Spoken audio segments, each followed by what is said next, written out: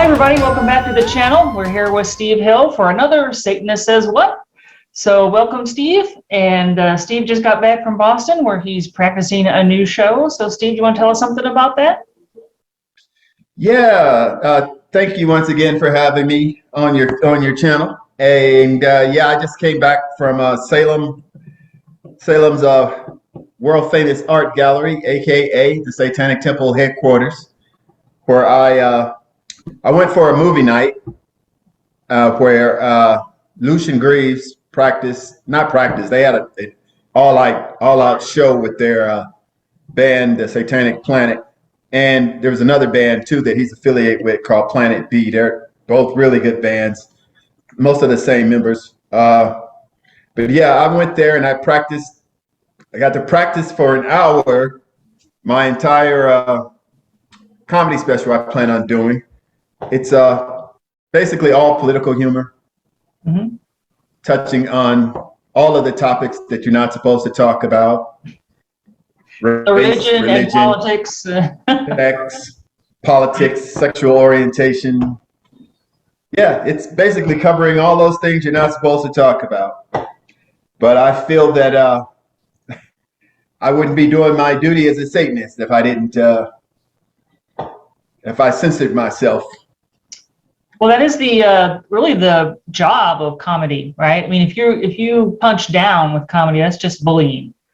But if you are poking it to somebody in power, that's the whole point, really. It's what it's for. Yeah, that's yeah. I do a lot of punching up then, because I talk shit about the powers that be, and just this, every day of my life, I've learned how just unfair the whole ball of wax, the whole system is. So. Yeah. All those things are features, not bugs. Yeah. A lot of my comedy rings very true because a lot of it is from experience, things I've witnessed with my own eyes, life experience, careers, jobs, just dealing with people on a daily basis, dealing with the government, being involved in politics, and you see how that whole bullshit system works. Yeah, it's a interesting time to be alive, I would say. Yes, it is. It reminds me, I've seen a quote, I think it was from Lyndon Johnson. I don't know, was it when the Smothers Brothers were on? You remember them, I suppose? I remember them well. Well, we watched them too. My dad, even though his politics were different from the Smothers Brothers politics, he couldn't resist a variety show, so we saw them all.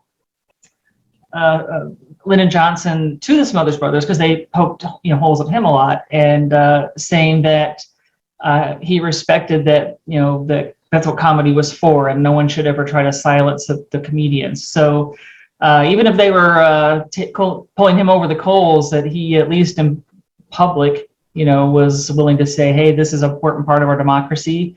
You have to be able to make fun of people who are in power. Yeah. Whether you're offended or not, that's one of the seven tenets of the Satanic Temple. The fourth one is the one I love the most, and that's giving everyone the right to offend. With speech. Basically, it's just a paraphrasing freedom of speech, but yeah, we should have the right to offend people. I've offended a lot of people in my area, and I'm proud of it because it's things that they need to hear. Yeah, well, again, especially if you're punching up, those are definitely people who need to hear what's being said about them, and sometimes it shouldn't be very nice. They need to hear that. Yeah. I think there should just be leniency for comedy, good or bad. Good or bad, and that's all perception. That's all subjective. Good or bad. I mean, let comedians say what they want to say. I mean, that's the whole essence of comedy. Let the comedian, and if they're telling stupid jokes, and this is what I hate about comedy itself, the industry. Most black comedians to me, they're telling just stupid fucking jokes. It's not that many comedians that really have something that's gonna be substantial to say for an extended period of time. Mm-hmm. It's you might hear Chris Rock say a fraction of one joke on one topic, and he'll get a round of applause. But then for the most part, if he does an hour material, it's going to be about 48 minutes of just dumb jokes. Right. Mm-hmm. And I get frustrated with the industry because, they don't, it seems like the industry itself, they don't want to hear a black man with a fucking opinion. Well, mm-hmm. They want to hear you telling those dumbass jokes. I got a comedian friend who has a special on Amazon Prime right now. His name is Shane. He's performed at my house before, and we talk all the time. But he tells me he started out comedy, doing touchy topics and political stuff, and he quickly had to change it because he wanted to eat. He wanted to feed his family. He's had a decent career, but he questions mm-hmm. comedy just like I do. It's like, wow, that's what you have to do to be a successful comedy. Like a Steve Harvey, mm-hmm. step and fetch it, fucking grab a banjo and start picking or tap dancing. But as soon as you start talking about things like over-incarceration or the lack of being able to transfer generational wealth in the African-American community because nobody had no fucking money to begin with, you start talking about sexual orientation. You start, lots of things that need to be discussed. I think mm-hmm. trans rights in the African-American community, mm-hmm. It's just like, regular LGBTQ plus people. It took a while, or it's still taking a while for black people to have full acceptance, even of our own kind, mm-hmm. that have a different sexual orientation. So yeah, do you think it's things that need to be talked about, things that need to be discussed. With that being said, I'm carrying a whole nother extra mm-hmm. bag of baggage with me by being an outspoken atheist, mm-hmm. because anybody in LA will tell you that if you're a black atheist comedian, mm-hmm. you're not going to have a black following. Mm-hmm. And that's just the truth of it. So where are you going to get your audience at? Are you going to be able to perform enough in front of white people to understand what you're talking about and feel comfortable enough laughing, even though, they know you're telling the truth? Exactly. And I don't talk about religion, like in this 1 hour special I got, I talk about it for the first, I think it's about 8 minutes, if that long. Mm-hmm. And then after that, it's just topics, it's presidents, it's Obama, it's Ronald Reagan, it's Clinton. I'm talking about politics the rest of the way, right. Lots of things that people have experienced, Mr. Trickle Down himself, and right. And they all know the game, right? I mean, I think that's one reason why Jimmy Carter didn't succeed much, right? Because he was an outsider. He didn't know everybody. He didn't know where all the skeletons were buried, right? He was just a good guy. I mean, here he is still building houses at like 98 years old or whatever. He was a good guy, and nobody needed that, right? That's not what the other politicians wanted, right? So So he's gone, He didn't fit. He's from Plains, Georgia. He didn't fit into the whole Washington, D.C., East Coast politician cutthroat. He's basically walked into it probably quite innocently, as presidents go. Yeah. But like you said, he didn't have all of those connections coming from Georgia that the typical Washington, D.C. politicians have. Right. I mean, you think about the first Bush. I mean, he directed the CIA. How much more insider can you be, really? Right. Right. Think about all the connections he already had. Mm-hmm. So he could go fight battles on a different front because these people over here, he got them. They're a captive audience. that's work you don't have to do. That's asses you don't have to kiss, and relationships that you don't have to try to nurture. And you got time now to go and fuck with the Democrats big time. Yeah, so yeah, it is a big system that needs to be completely overhauled, and I don't know how we're going to do that. I hope I can do my little part of it. I will mention a few books. Steve brought up a couple of topics, and he may again, but some things to read might be How to Be an Antiracist, Caste, Warmth of Other Suns, and The Color of Law. They're very interesting books, and everyone should be out there reading them. I will put the links to their Amazon pages in the description, so you can go buy those. Definitely worth buying those books. What is it? White Fragility? White Fragility, another one. And The New Jim Crow. Yes. Oh, that is an excellent book. Definitely. That's an oldie but goodie. That's a must-have for any collection if you want to try to figure out this whole clusterfuck they call Black people in America. Yep. I have still on my to be read pile is That Which Does Not Kill You Makes You Blacker. So I don't know how good that is. Maybe it's a great book. I have no idea yet.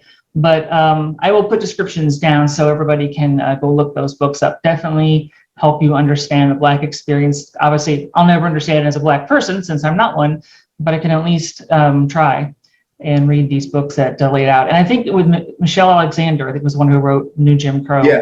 Even her introduction, I mean, I could hardly get through her introduction because I always have a pen. Like in college, I learned to write in my books. So I can find places. So, you can do that once you own those books. Yep. And it's like, okay, I just have, and even the book I was reading the other day, my husband's like, you're underlining everything. It's like, well, it's all good, so definitely very good books. So I heard that the Satanic Temple had some issue with arson or some kind of vandalism this summer. Yeah, a couple of weeks ago. A couple of weeks before I got there, I was just there about two weeks ago. Some arsonist threw a gasoline on the front porch, and I noticed the repair when I was there. They did a good job of repairing it. Okay. But they, Lucian told me they caught the guy. They caught him rather quickly because his dumb ass came back to the scene of the crime, and they caught him. And it's good when they're stupid. The people in this country never ceases to amaze me. I mean, just when you think we can't get no dumber, you turn on the news. Yeah, and there we go. We have outdone ourselves. Here's a quote I saw recently. I can't remember what job this guy had, but white dude, and he's saying how Netflix is anti-white, and white men, of course, are very, they're the target of everything these days because people wanting to be able to have a voice, is offensive, I guess. And the quote was that if you look around the country, everything this country is because it was built by white men. And I think, well, you're kind of leaving out the child labor, slavery, millions of dead Native Americans, women, poor white people. I'm sure that when you decide that you can claim everything was built and maintained by white men, there is a certain kind of mindset that's probably you're not going to get weaned off of. I mean, you're special. Right. But my question is to other white people, and no one's really getting an answer, is why do the poor white people then respect that person, right? He just said out loud. And that's doesn't count you as a person, but you're like, don't attack him. He's great. You're like, well, he just said out of his mouth. He is not. Right. So that's the issue. That's the thing with this classification of racism.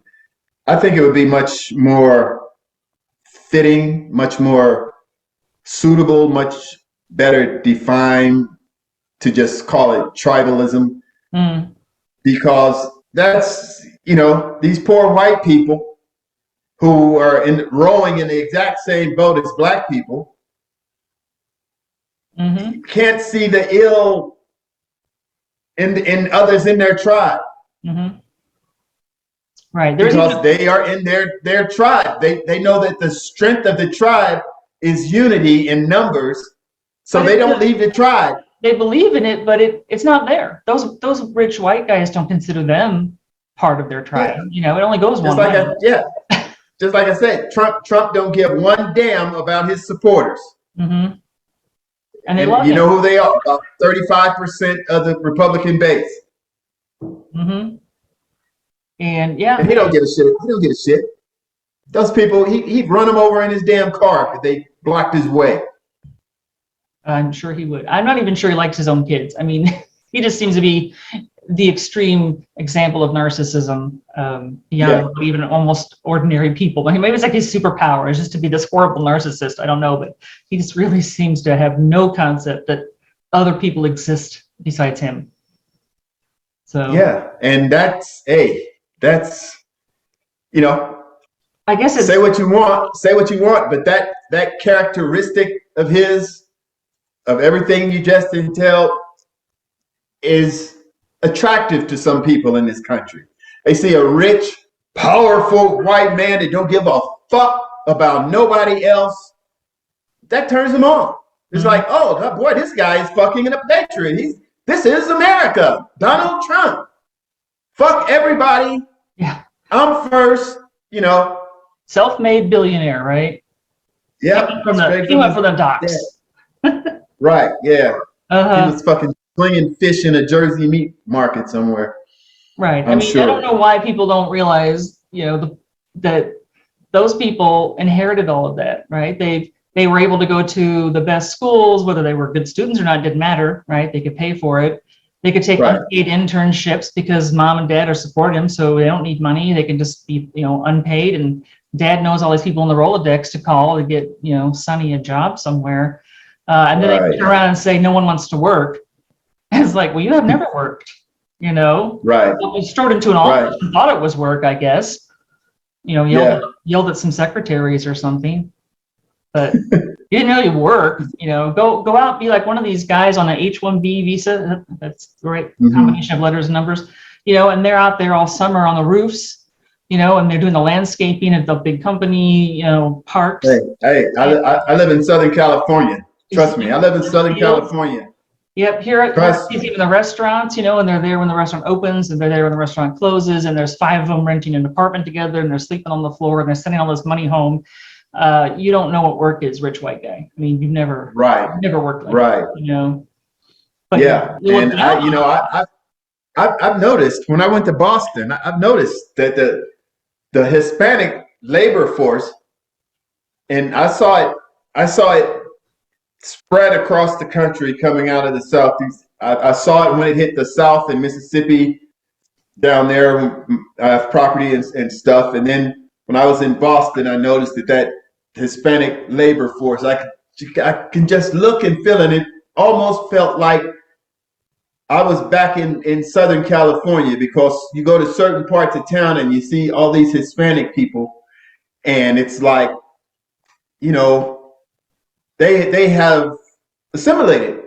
They're part, they're just like the ones in Southern California who may have come across first generation or 10 years ago, but it's like, I don't understand how the country could be so mean and evil to people who supply an essential part of the labor force, the market forces that keeps our whole economy going.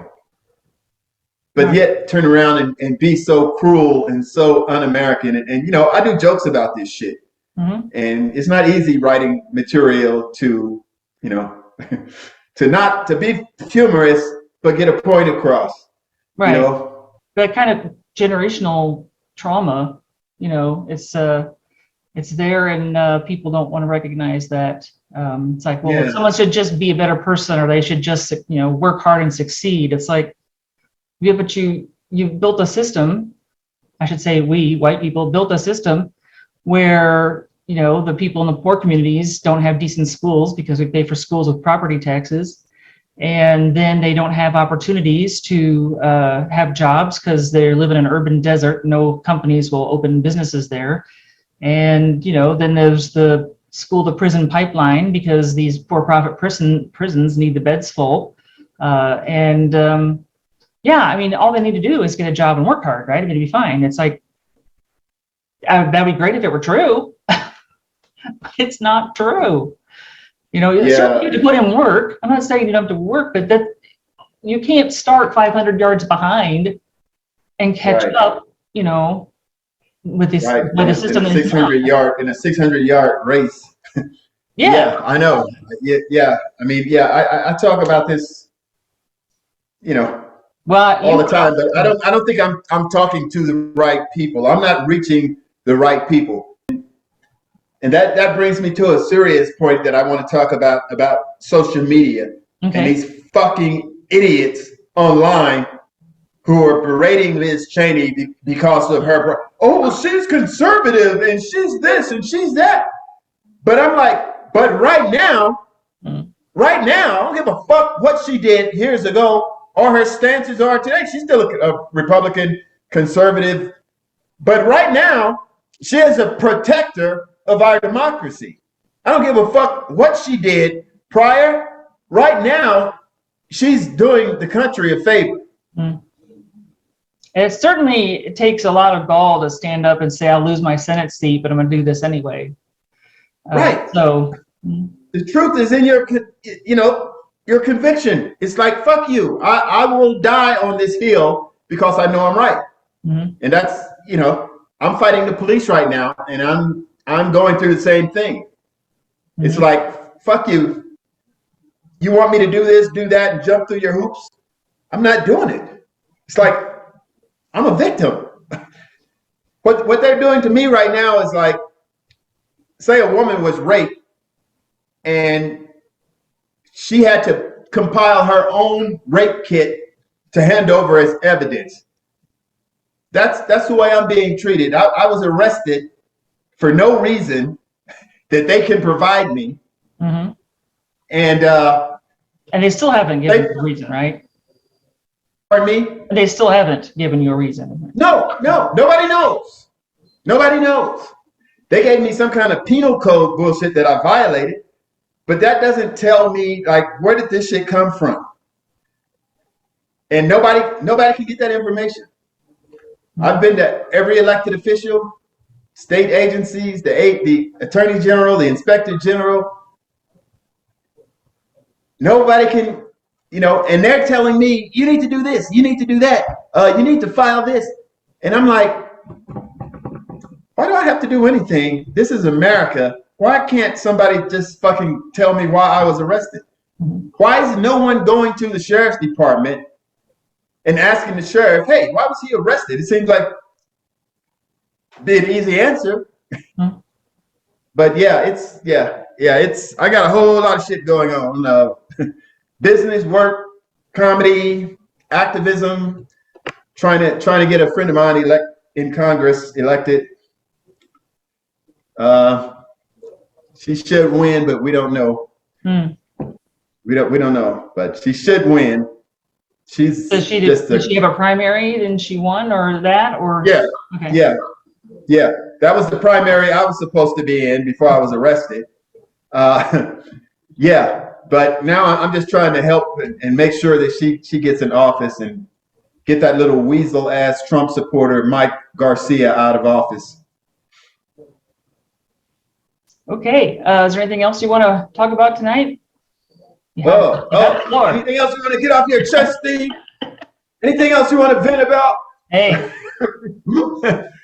I know I have a tiny channel. No one's going to really see this, but I would like people to see this. People need to hear what's going on, and they need to know that we need to change that. People, what I would really just, I would really like to stress right now is for women, especially young women, get involved, get engaged. They're fucking taking your rights.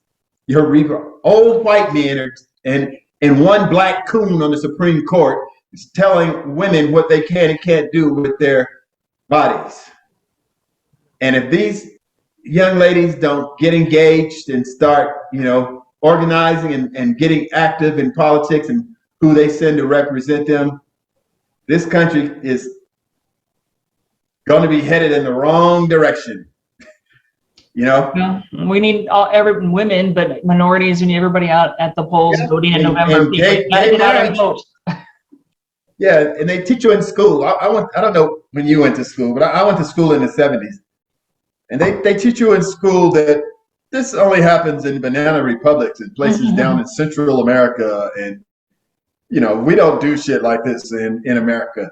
We are doing exactly all this shit here in America. Well, I mean, people messing with the ballots. That's why they do it there too. I tell my students, it's like, well, okay, so these people are coming to our southern border and they're fleeing from El Salvador or whatever. Well, why are they fleeing? The government's evil. Like, okay, so why is the government evil? Let's keep asking the questions, push it back. It's like, well, they're right wing and they've got these death squads. And it's like, well, who trained the death squads? The School of the Americas. Well, they've changed their name now and they've moved from Fort Benning to Washington, D.C. I don't know what their new name is. But it's like, we trained them, right? And who put the Shah in power in Iran? It was the CIA. It's like, this is the consequences of you deciding that you can do what you want in the world. And here it's coming back and bite you on the butt, right? Yeah. So, all those things, my students need to know, everyone needs to know that this is the stuff they don't want you to learn. I mean, Florida, right? Right now, they've like, you can't, if you're a teacher, you can't have a scholastic book fair. And you can't read to students, and you can't. It's like, and in Texas, they just took out the Diary of Anne Frank out of the libraries, whatever. And it's like, okay, notice this, right? This is the old brown shirt kind of tactics. Getting rid of books, getting rid of information, keeping people from voting. It's out there. Just because you're in an all-white suburb and it doesn't seem to affect you. Well, that's nice, but. Open your eyes, look around, just see. Yeah, that's why I find it, and I feel pressed to try to get this comedy special out, because I feel it's a lot of people in the country just kind of whistling past the graveyard. Like, oh, well, it's not really affecting me. I'm not going to get too roughed up about it. But I think if I could explain this shit through humor, I could wake some people the fuck up. I might have to finance this myself, and just put it out there. And just let people fuck it. Who knows? It might just go viral if I just put it on YouTube. Who knows? Yeah, put it on YouTube. I mean, what's the limit? What's the limit for YouTube? These days, I don't know if there is one. You mean length of it used to be 10 minutes, 14 minutes. Now it's whatever. You see 9-hour things on there. I'm like, who uploaded that? That file must be gigabytes big, and they sat there and uploaded 9 hours of something. But people do it. So I guess YouTube expanded their server capacity to some incredible level because they don't seem worried about storage at the moment. So I'm thinking I might just go down and shoot this in a small club, people who just know me, maybe 30, 40 people. Because I got friends who they do production, and you can shoot things to make it look like it's in a big ass cathedral, church, fucking auditorium. And maybe I'll just put it on YouTube. That'll take a lot of pressure off of me. Trying to have this big production, done right. But it's the message that I want. It's the comedy that I want to put out more than, some nice glossy shiny fucking item for some corporate bastards to make a lot of money off of, and not me anyway. Well, it's easy to throw away a flyer, but if you can but again, I think you're right. That humor does hit people where they live, and if they keep listening, maybe it'll start to wriggle into their brains. I don't know. I hope so.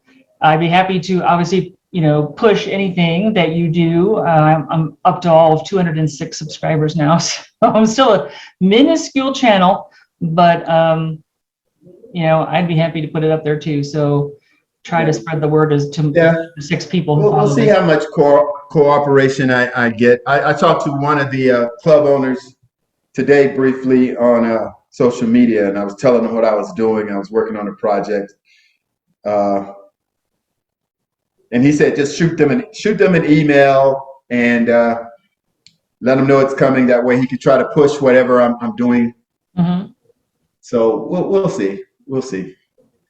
Well, But I wish you good luck, Steve, and obviously keep me updated, and I will update the people on my channel. And so thanks for joining me again. And certainly. Thanks for having me. Thank you, and remember to hit like and subscribe. Do I do it right? Like that, or is that that's like the hang 10 thing in Hawaii, right? Or is that like that? I don't know. Horns up. Whatever way it's supposed to go. All right. Horns up. Remember to hit like and subscribe, hit the little bell notification so you know when I put up more videos, and we'll see you next time. Bye-bye.